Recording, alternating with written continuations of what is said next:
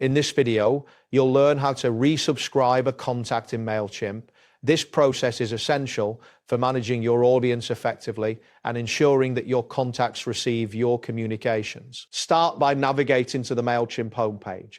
Open your preferred web browser and enter the Mailchimp URL. Once the page loads, you will see the Mailchimp dashboard, which features an overview of your account.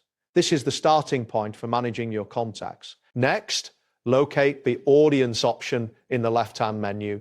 Click on Audience Stacks your contact lists.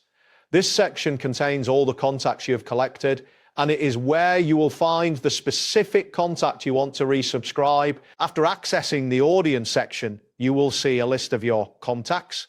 Scroll through this list or use the search bar at the top to find the contact you wish to resubscribe. Once you've located the correct contact, click on their name to open their profile. This action will direct you to the contact's detailed information. Once the contact profile appears, look for the Actions button located near the top right corner of the page.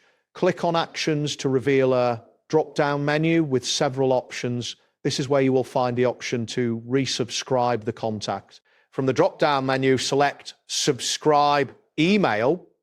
This option is specifically designed for adding the contact back to your audience. After selecting this option, a confirmation will appear indicating that you are about to resubscribe the contact. Next, confirm the subscription by clicking on Subscribe. This step is crucial as it finalizes the process of resubscribing the contact to your audience. You should see a confirmation message stating that the contact has been successfully resubscribed. Finally, click on Confirm Subscribe to complete the process.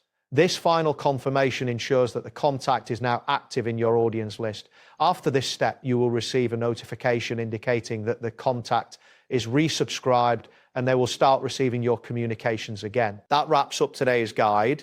Thanks for watching and catch you in the next tutorial.